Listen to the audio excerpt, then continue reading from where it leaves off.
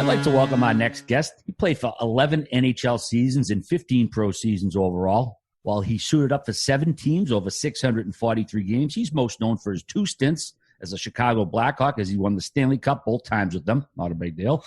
These days, he can be seen opining on the NHL playoff games at Stegalicious on Instagram. Thanks for joining us on Spittin Chiclets, Kris Versteeg. Yeah, thanks for having me. RA, I do got to say, when I hear your voice, it's very nostalgic. When I was with Providence, I flew in and they kept saying, welcome to Warwick. Welcome to Warwick. And I'm like, I hope I'm in the right city. But every time I hear you talk, I think of that moment. So thanks for having me on today, you guys. Like, where the hell's Warwick? What are they talking about? Yeah, I swear. I was like, Warwick. And I started looking, W-O-A-H, I believe. Wick. Oh. What the hell? Yeah. Dude, well, thanks so much. This has been a long time coming. We got the chance to play together quick in my fabulous stint with the Florida Panthers. 7 games played, 0-0-0 -7. So I knew right away, like, just being around you, I'm like, this guy's hilarious. And then this thing started. I'm like, at some point, Stego, come on. So retirement's now come, dude. It's come to an end. I mean, how's everything been going since? I know you're really big into watching the playoffs and being on Instagram. I love following you there. Yeah, it's been different. As you know, it's a change of pace. For me, yeah. I was talking to like a couple of the networks about doing some playoff games. And then obviously with this happening, Sportsnet didn't need me on. So, but talking with them and doing Twitter, I don't want to do Twitter because it's too much, Smart man. Smart. Yeah. Oh. So I figured actually I had been watching Avery a little bit and how he was going about it. So it's almost like, if this is going to be the next thing I do, I thought I need to get some reps, and I would like to see, like you did NHL Network. How hard is it to form an opinion where you're not pissing everyone off and also make it educational within like 10 to 15 seconds? So I figured this was a good way just to kind of practice and without using Twitter and do something like that. And so it's been keeping me busy so far during retirement, but it's different, and we'll see where it goes from here.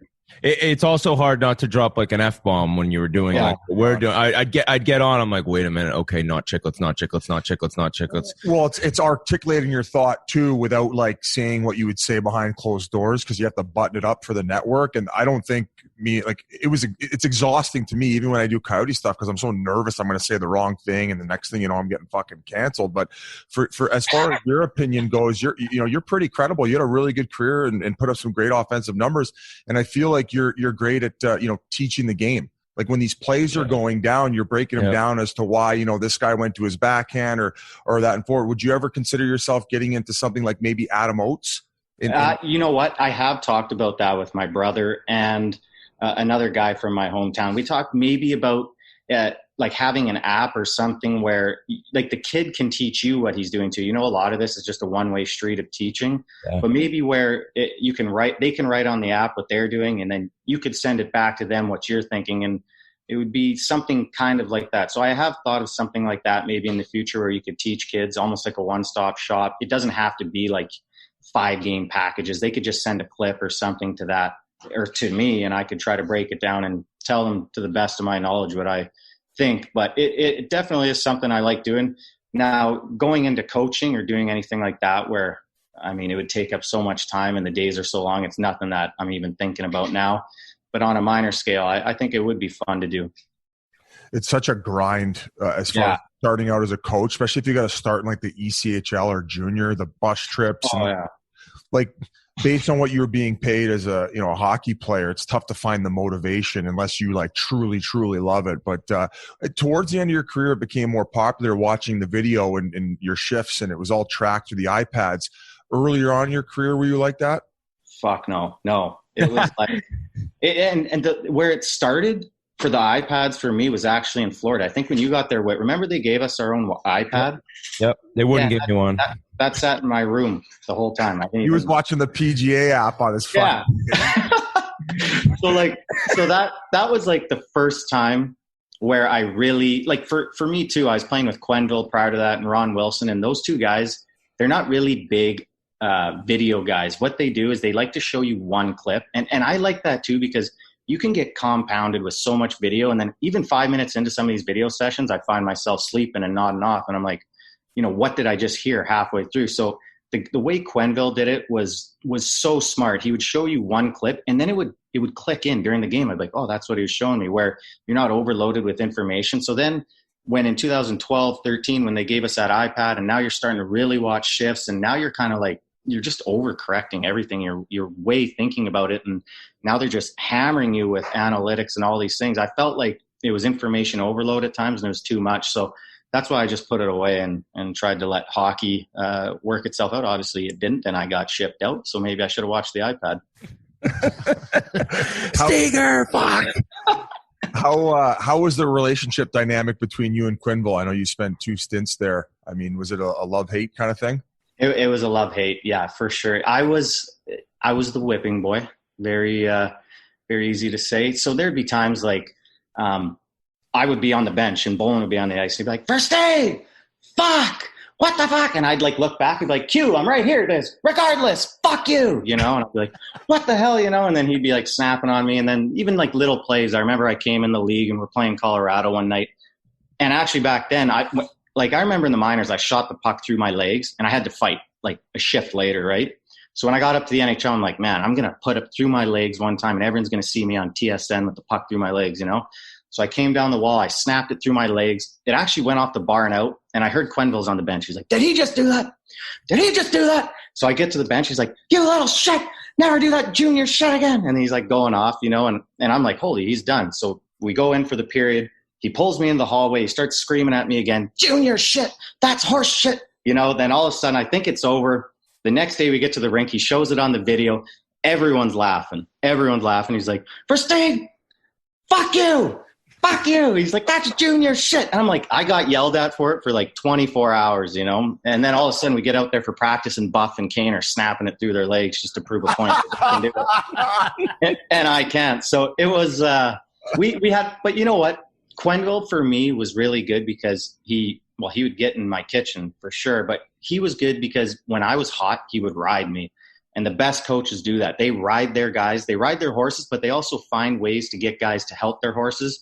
And I was one of those guys when I was hot, I could help their horses. So he would find the days I was playing good and I'd play like 18, 19, 20, 21 minutes. And then the next day I'd play 8. So you'd never take it personal when you were on like the downswing? Like how? I definitely did at times. You know, that's why our team was really good about it though.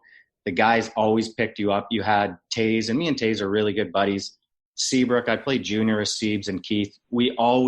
I felt when a guy was in a shit moment, everyone was there to kind of support him. Awesome. But also like, you know, I would, obviously I'm not close to the player Sharp is, but I would be competing with him for ice and I'd be like, fuck, I got to play better than Sharp today. You know, yeah. I'd be like, I got to play better than this guy who's going to take my ice, you know? So there's also a competition there that we pushed each other. Obviously I didn't push Sharp as hard as he would push me, but it was there. It was a nice, healthy, I thought, atmosphere, but also there was a thing where Sharpie would come to me and be like, hey man, like, are you good? Like, whatever. But for the most part, I would brush it off. But there were days, where you're like, man, fuck this guy. That team was so deep too. It's like the healthy competition for roster spots. Nothing is better than that in terms of growing a championship team. But I gotta go. I gotta get into Chicago in a little bit because I just want to start. Like, you grew up in Lethbridge, right? Mm-hmm. Yeah. Okay, so undersized kid. I mean, you came into the WHL pretty much close to 20 years ago, and it's such a different game now. And you've never really shied away at all from being physical and fighting. Like, right off the hop, was that kind of who you were? Or did you just learn that in junior? Like, I can't take any shit. I got to play this way. Because you were a prick out there. Well, yeah, it's like I'm not going to beat up anyone, but I felt like a lot of where I grew up. You know how you guys talk about Boston? Like, and what's the town? What's that part of Boston that everyone's That's where RA's in the movie. I've seen it 10 Charlestown. times. That's where we're sitting right now. He makes Biz watch it once a day. So, like, I'm from North Lethbridge, and it's kind of like the same thing, you know. It's no one has money. It's a very, you know, but people need to work hard, and it kind of forms you and who you are. And so that's kind of who I always was. I was a kid with a chip on my shoulder. I was pissed off. And I was undersized. And again, like, my line mates in junior were like Derek King or DJ King and Derek Parker. Like, if you know Derek Parker. Oh my God. And I remember he was like, go slash. And then I'd be looking across the ice and there'd be like Derek Bugard and all these guys. And I'm like, I'm going to die tonight. Literally, I might die tonight. And those days, every game was a line brawl. I was in 2 bench clearing brawls, one against Vancouver, one against Brandon. And it was scary. But for me, again, I knew I had to do something different because I was small. And back then, if I remember when I'd see a guy smaller than me, I'd be like, I'm going after him. Finally, I get to see a guy smaller than me.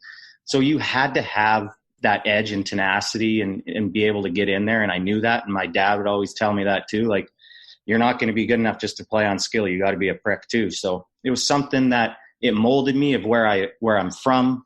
I then took it and I put it into my game. And then I definitely took it with me into the NHL, especially in the A my last year. Bowman and Talon told me, they're like, you're not going to play ahead of it wasn't Host, it was Havlat at the time. Kane, all these guys, they're like, you got to do something different. So I remember I was fighting and trying to do different things. Obviously I wasn't winning fights, but I was just trying to do different things to get up.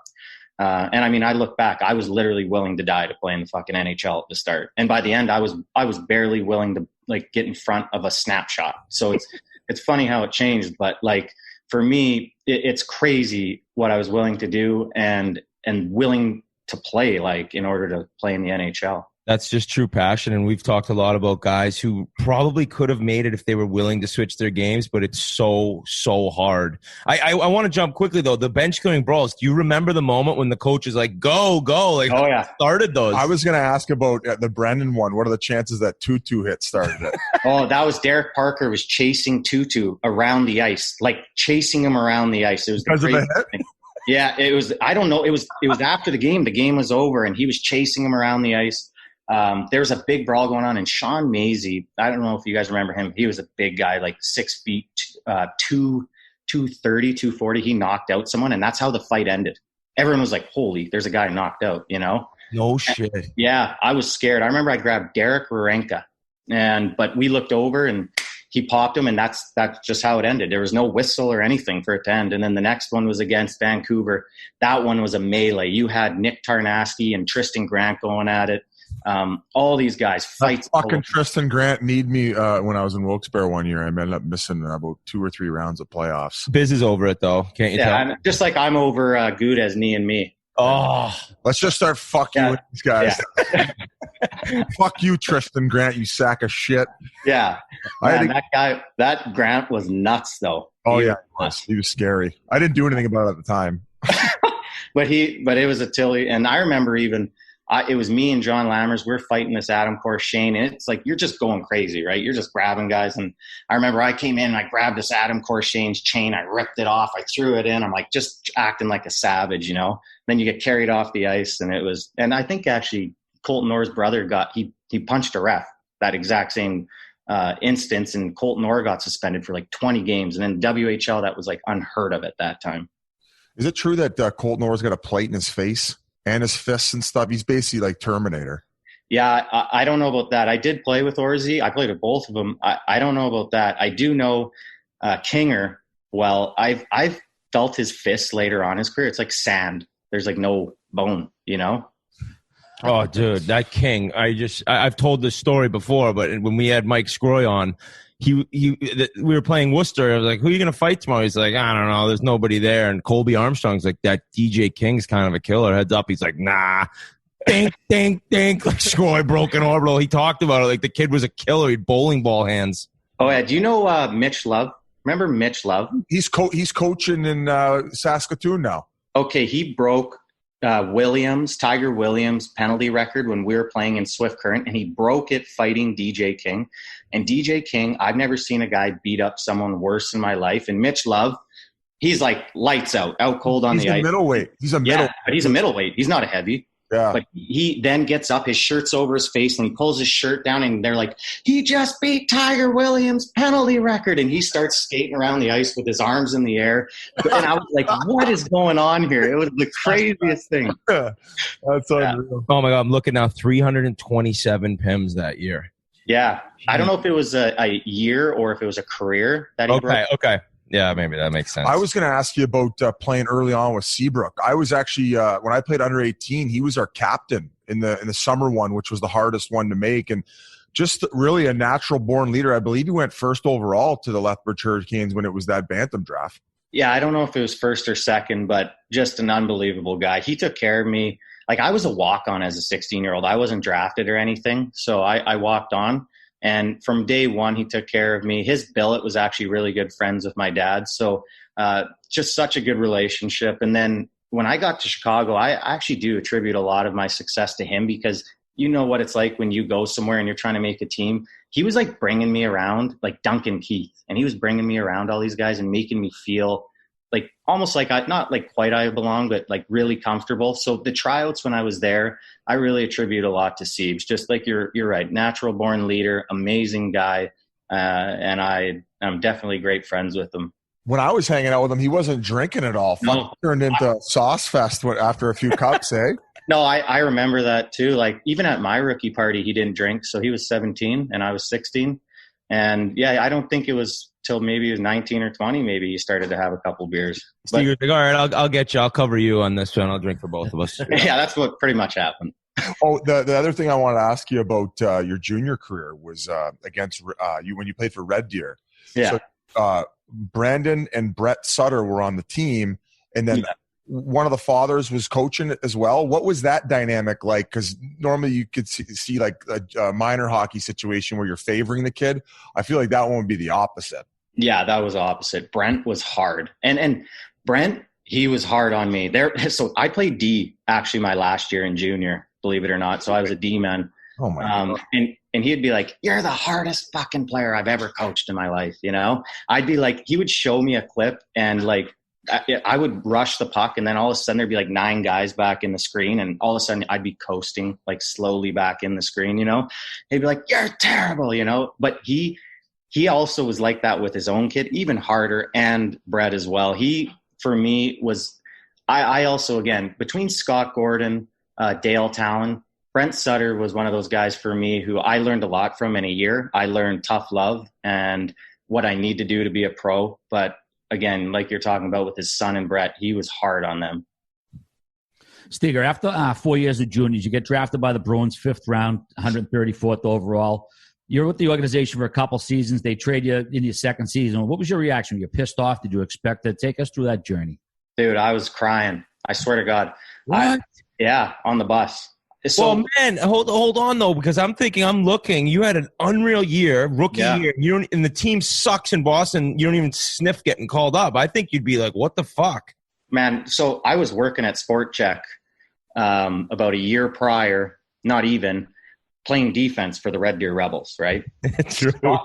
Like I'm like, my career's done, right? And I'm partying, you know, whatever, just like with my buddies back home. Like I'm not playing hockey probably.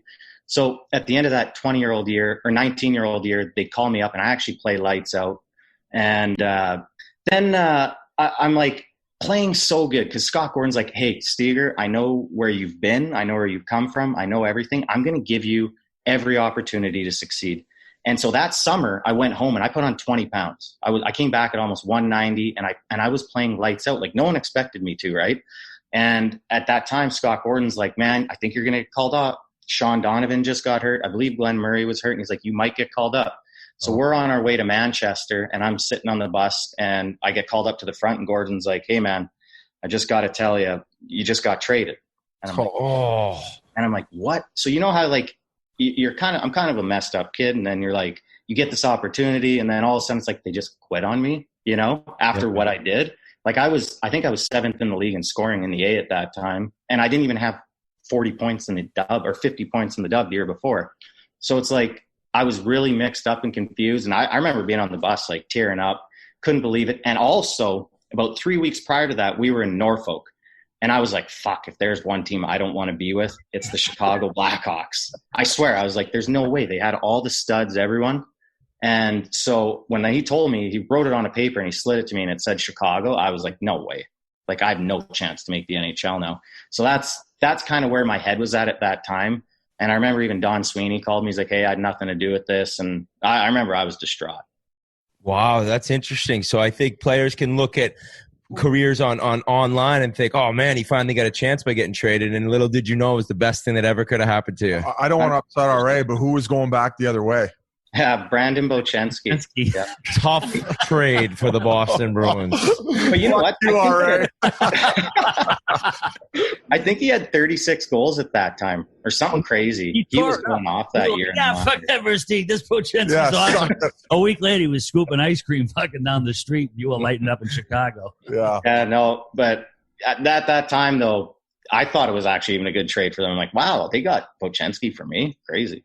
All right, so that year you go over to Norfolk and you continue like a point per game player. And then the next year is your first go in the NHL where you at least got called up. But that year in the AHL had to be one of the top players in the league. And what stands out is just how physical you were playing. And that's when you just basically decided, I'm doing anything I can to get there. Like, did you know there was a chance at the beginning of that year in camp you could get called up? Or are you going in like, I got nothing set right now, I just got to go balls to the wall? I just thought I had to go balls to the wall. And I usually have good camps. I didn't have that good of a camp that year, and I got sent down, and I was playing horrible in Rockford the first 10 games, like horrible. I didn't have 1 point in 10 games. I was actually playing fourth line too. And I remember I came into the dressing room and I was like ready to flip Mike Haviland's table. And me and Mike have an awesome relationship. And I was like, you motherfucker, put me on the ice, put me in the power play. And I remember I went home that night and I called my dad. I'm like, fuck hockey. I'm done with hockey. You know, like I did everything I could last year. Now I'm playing fourth line a year later, you know? And my dad's like, well, come sell tractors with me and stop. Or, you know what I mean? I was like, yeah. What? And I thought he was going to like sympathize with me. He's like, start coming selling tractors with me. And that's where I was like, whoa, fuck, I don't want to sell tractors, you know? I'll play fourth line, Dad. Yeah. So I went back and I actually, in the next 8 or 9 games, I had like 15 points. And I was like, and I remember a little after that, I was talking to Talon. And then when they're like, you got to do something different, I was fighting and doing everything I could. And then, believe it or not, I was on my way. I think we were on our way to Peoria. And I got a call and they're like, hey, we need you in Calgary tonight. And Calgary's my hometown. So I played my first ever game in Calgary. Steve, we obviously got to talk about the Stanley Cup in Chicago, the first Stanley Cup. Take us through that run. I mean, you played a significant role there, 4 goals, 8 assists in 17 games. I mean, when you got that town like that, Chicago hockey had been dead for a long time. Then it got revitalized. That must have been a pretty sick thing to go through, eh? Yes, 6 goals and 8 assists.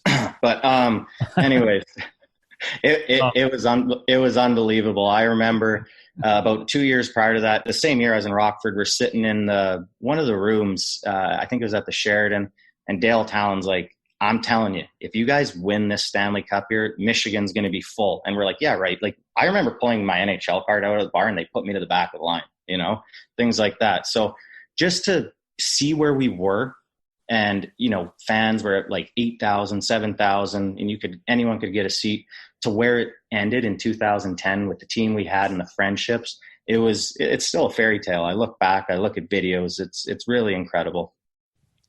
Well, I mean, we got to talk about the celebrations. Like, holy shit. I mean, that city in general, I'd say it's probably top on the party list. Had my NHL rookie party there. Gonna have to stop beatboxing for him first. Yeah. I had to sleep on my stomach basically after, because my kidneys were sore. Oh my goodness. Yeah, we don't want to dive too much into it. Which just coming back from the pisser here. We're gonna tee him Sorry up. about that. I read the wrong stat line. I read the over. No, I was just bugging you. Oh no, you should call me out. I fucked it up. Oh, did you pigeon toss him? I love that. Sometimes you just gotta chuck RA. Just what are you talking about? I'm just wondering though, like that. So the Chicago team, that the first cup when Kane scores, okay. Where are you on the bench? Are you considering that like it's not in? Or are you one of the guys that's like, no, Kane or nose? No, for me, he shot the puck and I heard a thunk, and I thought it hit Leighton's stick and went into the meshing. So I'm looking in the meshing, and I think it was Brouwer. He looked over at me and we're like, where is it? Where is it? And I'm like, I think it's in the meshing. And then all of a sudden everyone buzzed by and he's like, I think it's in the net. I'm like, it's in the net. So I jumped over, and I remember I threw my gloves off. I'm like, this fucking better be in the net. This better be in the net. And then I got down to the end of the ice and we're all hugging, and everyone's like, is it in the net? You know, is it in the net? And I swear, they say they can't find that puck, but I swear I looked down the ice and I saw the linesman pull the puck out of the net. And that's when I was like, yeah, a bunch of us were like, we just saw him pull the puck out. And then we got the word from the video guy to the coach and staff, and they told us it was in, but I never seen it go in. Like I said, I was looking in the meshing. Yeah, that puck became a big mystery. Of course, everybody thought Pronga took it because he was stealing all the pucks then. But they did say a linesman walked off, and I think he like refused to answer questions about it or something like that. He had it 1,000%. I bet I know 100% he had it. No shit. Mhm. So gonna sell that thing at some point. So going to your end, the end of your first time with Chicago. So you mentioned that love and hate with Quenville. What, had it just gone a little bit sour? What was the reason why you ended up moving on and going to Toronto? Well, we just won the cup, and then I remember it was me, Vince Vaughn, and Stan Bowman, and we're at a bar, and there's like a little alleyway behind the alleyway, and Vince is trying to, we're just talking, and then Stan's like, "Hey, Steger, I think we're gonna have to move you." And I was like, Right, nice. "What?" And then I remember Vince. He's like, how he talks. He's like, "We can't trade him. We can't trade him. He's playing great for us." He's like, "Vince, we got to trade Kris." It was kind of a funny moment. That's how I kind of knew it was going to happen. And then about a week later, I think it was around end of June, start of July, I ended up getting traded to Toronto. So you weren't a part of that gong show with like the qualifying offers not getting mailed out. Like, I got a huge contract as that. So explain people at home what actually happened in that situation. And was it Dale's fault, or is that on like somebody else way beneath him? Dude, well, who? All you got to ask yourself is who's supposed to do the paperwork, and how does that go? But I don't know who was doing the paperwork or who's supposed to do that. But at that time, there was me, Fraser, Brower, Barker, and a few of us. And couple of those guys already signed contracts. And Barker then called me the one day and he goes, "Hey, I think our qualifying offers are missed by a day." And I was like, "What?" And so I told my agent, because I remember, I'm like, "Hey, can you check if ours is missed by a day too?" He didn't see that either? No, because we just didn't expect it. He's like, "Where's your commission?" Yeah. So he's like, "Holy shit, it is missed by a day." And I remember kind of at that time, we were talking about like a 2-year 1.5, maybe. And that was actually the year I was up for Rookie of the Year. So it was like a good year, but it was my first full year. So they didn't want to break the bank for anything. Yeah. And so we're talking. And then all of a sudden my agent's like, "I think we can get 2, I think we can get 2. So we're at 2, and it was for 2 years. And all of a sudden it was like, we just kept going. And all of a sudden my agent's like, "We're at 3.083 for 3 years, And I'm screaming. I'm like, I swear to God, I was like Cuba Gooding Jr. in Jerry Maguire at that point. I was like, "Show me the money." Like, I couldn't believe it. I went, like I said, 3 years prior, I'm selling T-shirts and rollerblades at Sport Check. And now, you know what I mean? And now I'm signing a multi-million-dollar contract. It was surreal, but that's for me how it was. Obviously it didn't end well for Dale, for that situation for him. But again, I ended up going to Florida and playing with Dale, and me and Dale have a really, really good relationship. So it sucked that happened to him. And again, I don't know who files paperwork, but I'm just guessing it's not Dale. You're like, "Dad, I can buy you a tractor now. I don't need to work with you. Thanks a lot for taking me to the rinks when we were younger." Got that riding lawnmower. Yeah. So, like the thing about Chicago that's so great, and it's definitely changed with the dynasty that formed there, but in terms of media coverage and like craziness, it's not that nuts. I mean, they have so many teams in that city, and then you get to Toronto, it's like, oh boy. So it must have kind of been almost annoying in a sense where you're coming over as a cup champion and you got to deal with this media. Like, did you enjoy your time there? Granted, it was brief, or were you kind of like, "I'm all set"? No, I enjoyed my time there. It was tough because I didn't put my skates on until about 2 days before camp, So I had a bit of a rough start there. I think I had like one or 2 points in my first 11 games. And I bought an Audi R8 actually in Chicago, and I brought it to Toronto. And in my parking garage, someone spit all over it, and they wrote in it, like they carved in like, "You suck" and all this stuff. Oh my God. So I remember I didn't tell the media this. Was it Babcock? Babs was he's tweeting in. Just blame him. But no, so I remember Phaneuf was saying, "Hey, Steger, how's your R8? How's the spit on your R8?" And all the media kind of like heard it. And then like a few days later, I remember hearing like, "Who the fuck is Versteeg think?" Not the fuck, but who does Versteeg think he is, complaining about his $150,000 car getting spit on? And I'm just thinking, dude, I don't care if I had a $5,000 car. It got spit on, but also I wasn't complaining to the media. That was kind of where I really realized like the fishbowl and what it is like. It's not just about hockey. There's a lot of other things that come along with it, and you got to really understand that and be able to prepare for that. But all in all, like Phil Kessel was my roommate, and me and Phil got along well. We were also together a little bit in Boston.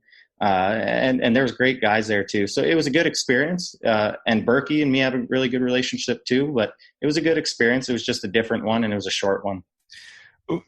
Any memories of Phil? I mean, you play with him in two different spots in terms of just how about what a natural he is. It's just like, I'm guessing the pregame naps, he's just rolling out of bed, like, see you at the rink, Steger.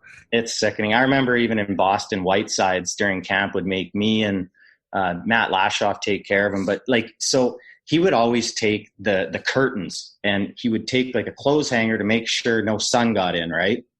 And one day I remember we're in Pittsburgh and the clothesline falls off and it's like 7 a.m. and the sun's peering in. He's like, oh, my eyes. Oh, my God. Steger, turn the lights off. I'm like, stand up, Phil. Like, what the fuck? You know, it was like constant stuff like that. Or even if like the next day he'd wake up the next day, he'd be like, I feel terrible, Steger. I feel terrible. I'd be like, it could have been that bowl of cheese you ate with pregame. But then he goes out and scores 2 goals and assists, and he comes in the bus after and goes, Steger, not going to lie, felt terrible out there. Holy shit. You know, and I just be like, I want to kill this guy. Like, but he did a pretty good job of dealing with the media there. Like, yeah, basically how much flack he took. For sure. He is just an unbelievable guy. I love Phil. Kris, I want to ask you, you got traded like 3 times in a year, or maybe one day longer than a year. What was going through your mind during that? Were you kind of like, what the fuck? I always say one team trades you, but that means another team wants you. Was it getting pretty frustrating for you at that stretch? I had to tell myself that a lot. Yep, that year. Yeah, it was strange. You know, you get shipped out because of cap reasons and you go to Toronto and you're not on a great team. And then you go to Philly and I didn't play good in Philly. And then I go to Florida. So kind of at that point, I'm like, holy, I just won a Stanley Cup, and now I've been traded like 3 times. I was like, fuck, it's really hard. It is really hard. And the other hard thing about that is playing with new players and playing confident within a new system. There's something when, like, I'm a player that is a feel player too. Like, I make small plays and I need to make these tight plays. And when you're not confident and you're in a new system, or you're there and you just can't make those plays. And I felt that way, especially in Philadelphia. I wasn't confident at all. But then when I got to Florida, when me and Dineen got together, he sat me down and said he was going to use me in a big role. And I played really well for him at the start there until the injuries and obviously shit kicked in. But yeah, it was psyche-wise, I was in a rough spot for sure. Who were you playing with in Florida where you got things going again? Like, who were you vibing with offensively? We had an unbelievable line that year. It was Stephen Weiss and Thomas Fleischman. And then at about game 48, I remember I tore my hip. And then I came back, I think, another like 15, 16 games and then playoffs. But that first 48 games, it was crazy. Like, everything was going in. We were playing so good, and it was so much fun. Just Weiss, unbelievable center. You didn't have to focus on playing D at all. He was just such a good two-way player. And Fleischman, one of the most underrated, skilled shooting players I've ever played with. Fleischman was sick, and you know how you can just let people know how good he was? Just tell them Detroit picked him in the second round. Like, he was a Red Wings pick, and that means the guy's probably going to possibly be a Hall of Famer. Yeah, exactly. He battled injuries, but he was so smart. I remember that team you guys had, because you lost in Game 7 to the Devils? Was it? double overtime. Yeah, man, like, that team was pretty good, and then you just can't get anything going in Florida. It's so difficult to, like, you look at that team and you had some young guys, Kulikov on D, and you're like, all right, we might get going, and then it just kind of kept fizzling out. Yeah, for sure. That well, then the lockout happened, right? I know. And I had hip surgery. I didn't do myself any favors. I definitely came back out of shape, and then we had, I believe it was Jovanovski had hip surgery, and we had a couple issues with injuries. And then Garrison left to Vancouver. Am I wrong? I don't know. He left somewhere. Yep. So we lost some pieces, and we had some injuries. And then the next year, so the lockout happened. We didn't make the playoffs. And then we come back, and I was coming off ACL and a couple other things. And it just, you just couldn't find your mojo again. And that was a team. We didn't have any superstars or great players, but we had a mojo to us, and we had some swagger and confidence that year, and that helped. And after that, it pretty much left. That was when Talon was in Florida. At that point in time, had they had new ownership and started introducing the analytic stuff? Because there was a weird point in time there where they went very hard on the analytics and then backed off, and then Talon ended up having more control again. Well, so I was gone in 2013, November, back to the Hawks. They just got the new owner like a day before I got traded. Oh, okay. And The only thing I remember is they had Horacek in there, and I think he was a good coach, but I remember he was doing like triangle offense. I was like, what's triangle offense? Like, it was one of the weirder things I've done, but that was the only thing where when we were playing, I thought was kind of strange. But yeah, after that, I guess they brought in all the analytics. You're like, yeah, that's the NBA on TNT, dude. This is hockey. We don't do the triangle offense. But I can't let that 2013-14 season go by without talking about one of my favorite stories. And I'd love to hear your memory of it. But you were such a good player, and you were coming back from injuries, but they like Dineen wasn't playing you. He was furious. And then I just remember thinking, like, this kid's going to snap, because we landed in Washington, D.C. at 3 a.m, and he was waiting at the end of the bus and said, Steger, be at the rink at 10 a.m. Like, take me through your whole thought process and how pissed off you were that next day. Yeah, I was fucking pissed. But the whole thing, this might be a long story, so cut me off. Oh, no. We don't. I love this shit. Yeah, so I remember, so like the whole lockout happens. He's pissed off at me, rightfully so. I'm not in shape, right? I then blow my ACL out, and I come back like 5 months later to play. 5 months after ACL, I had fractured tibia. Like, I was a mess. And I told them, I'm like, hey, I'm shit right now. Like, I can't skate. My hip's hurting again, which I had surgery on. And I'm like, I'm not good. But they're like, play, get in the lineup, play some power play, try to help. And then when I was playing, like, rightfully so, I'm not playing good. So they're not going to play me in situations. But also I'm like, fucking, sometimes you're like, give me something too.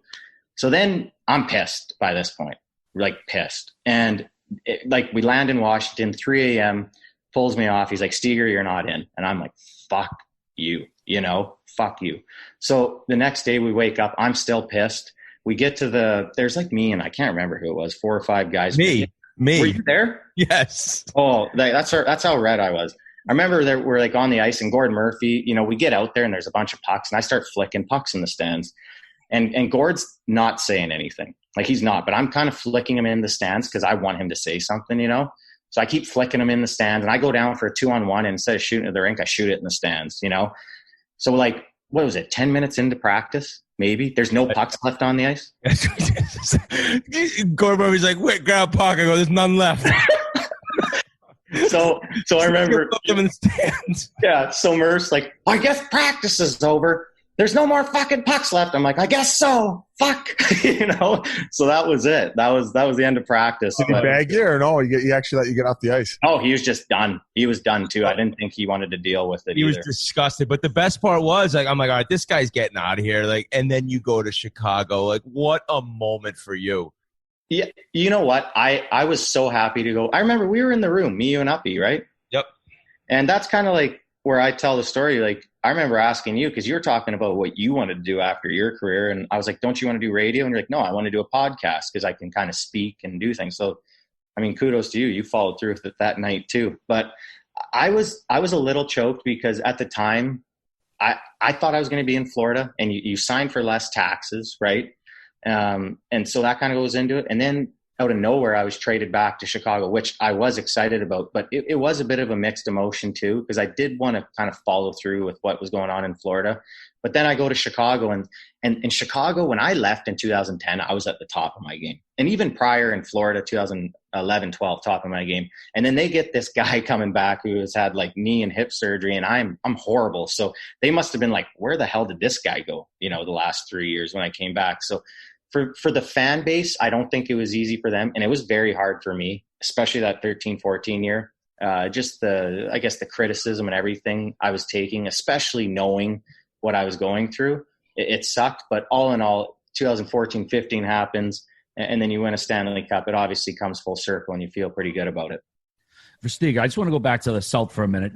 Teams down South, Nashville, Carolina, all these teams have had success, won cups, but it seems like the Panthers are the only one who haven't had any sustained success since like 96. Do you think they'll ever find it down there? I know Miami's like a bad sports town, but it just seems like they're the one Southern team that just can't seem to latch on like every other team down there. Yeah, I don't get it. The big thing for their fans is that arena. It's in a horrible area. There's nothing to do out there. So after games, there's nothing for them to go do.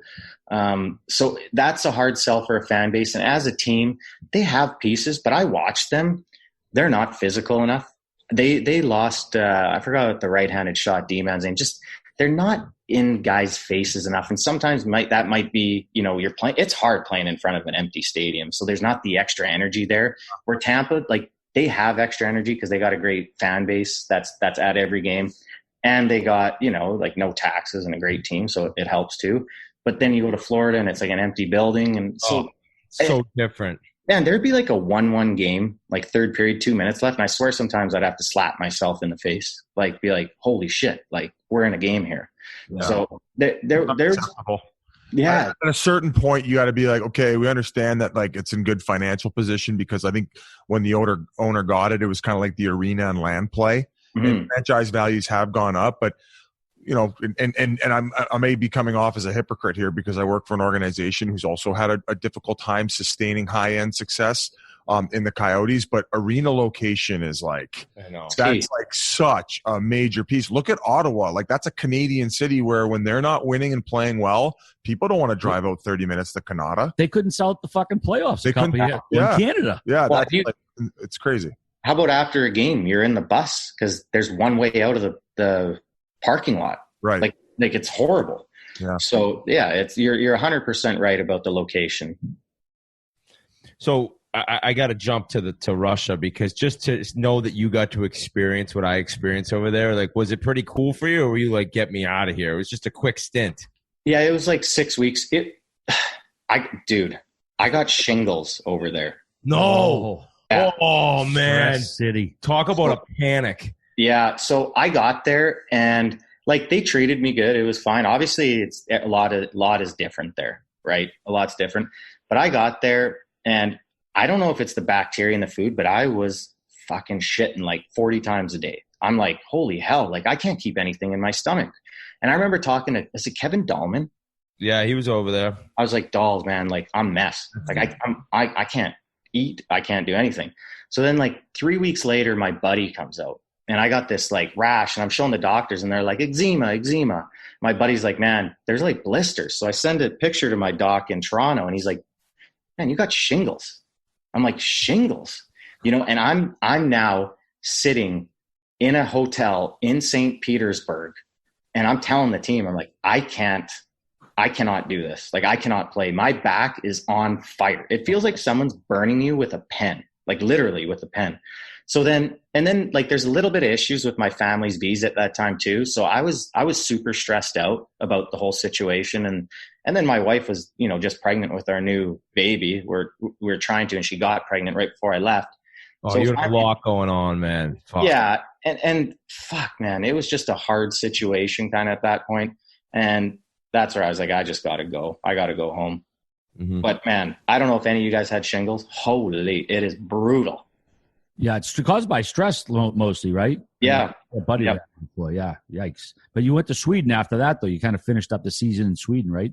Yeah, so about 4 months later, a Swedish team bought me out. I had a couple opportunities to go to maybe a couple Swiss teams. They were going to pay my buyout for me to come in, and one of my buddies was the captain of the Swedish hockey club.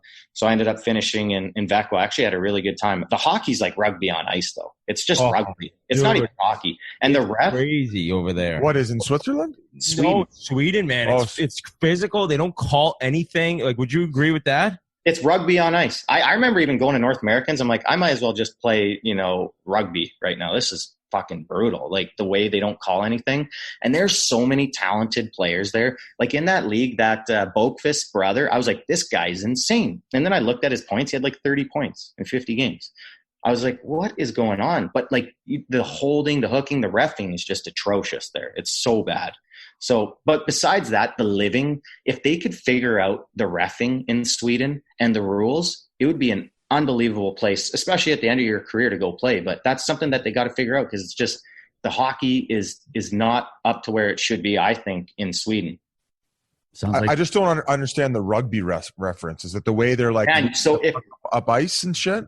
If you get boxed out in your own end. Like I remember I chipped the puck out of my own zone and a guy came in front of me and boxed me out, like from my own zone. There would be like little plays. If you're going into the corner, like a 50-50 puck and you're holding someone on your back, a guy would just bear hug you, pick you up, move you, and then take the puck. You know what I mean? It was just like, and the other thing is in Sweden, they play these 5-man pressures. So it's just pressure points all over. And that's what Chicago's actually trying to do, because they have all the Swedish coaches. But you can't do that in the NHL because the ice is smaller. And also the pressure point, if you miss someone in the NHL, it's a penalty, or if you hook them or slash them. But in Sweden, the slashing, like on your hands and all that, that's why you can high pressure there. And the ice is bigger too. So if you get beat, you can still kind of get back. So that for me, it was just like, it was a scrum all over the ice. Then to get to the net, no chance you're getting to the net. Sounds like the 95 Devils. Yeah.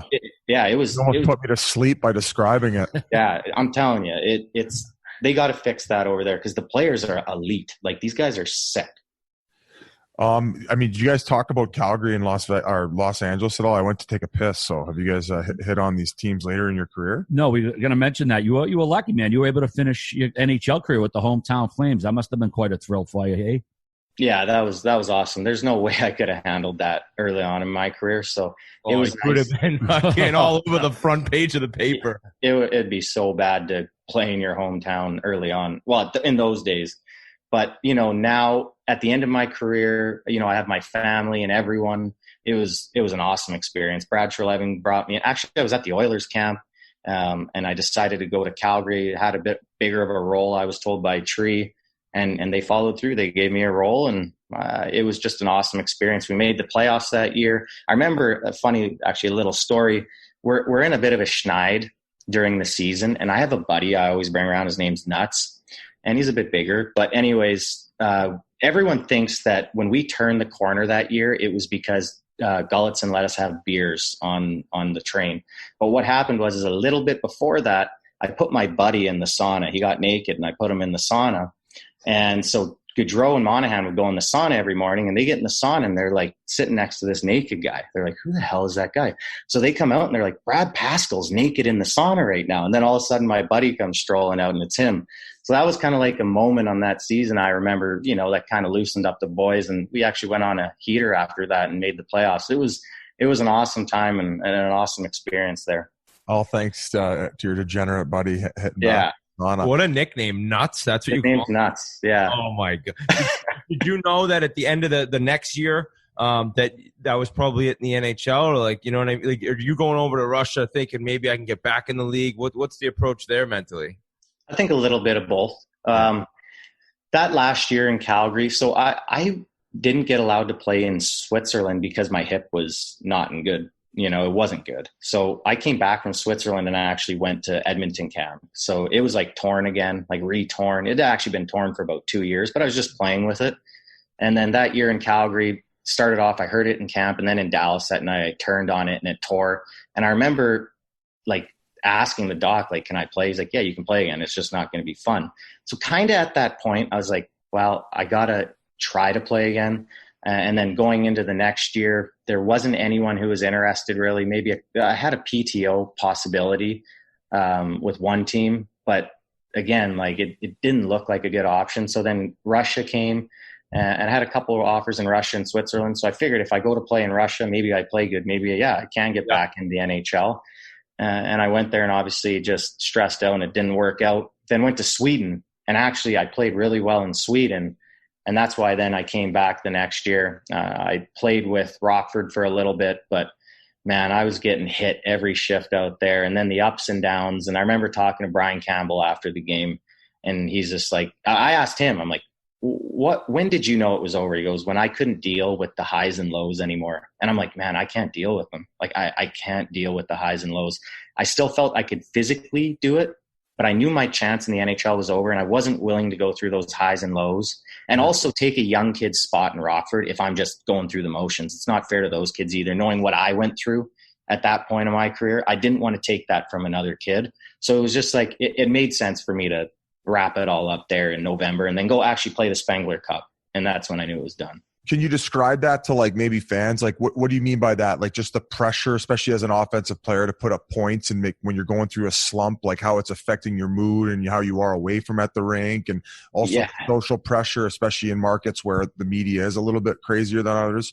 So it's just like you're riding this constant wave, and I don't think people understand how much it ages you as an athlete. I've never heard that described the way Soupy did. It makes so much sense because you can, when you're younger, all right, the highs are great, the lows I'll get back, and then you get older, it's like, dude, I don't know if I'm going to get out of this low. No, it's damn near depression almost. You're sitting there and then you're waiting for the next game and you're like, okay, if I play good, maybe I can feel good tomorrow. And then you play that game and you play like trash and you haven't got another point in like 3 games. You're like, oh God, maybe I'm down.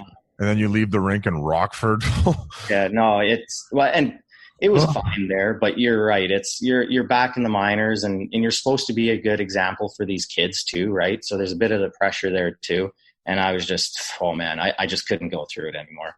Okay, you're probably going to give us the best breakdown out of anyone possible you've had on the show. So you experienced Kaner when he's a little bit younger, and I'd say going through more of his party years, and then you come back the second time around and like talk about a guy who just he just figured it out. Seems like he completely devoted his entire life to hockey and just like talk about the difference between them then and then the second time around, and also like just watching him day to day and like, I mean, he's going to go down as probably one of the best American players of all time.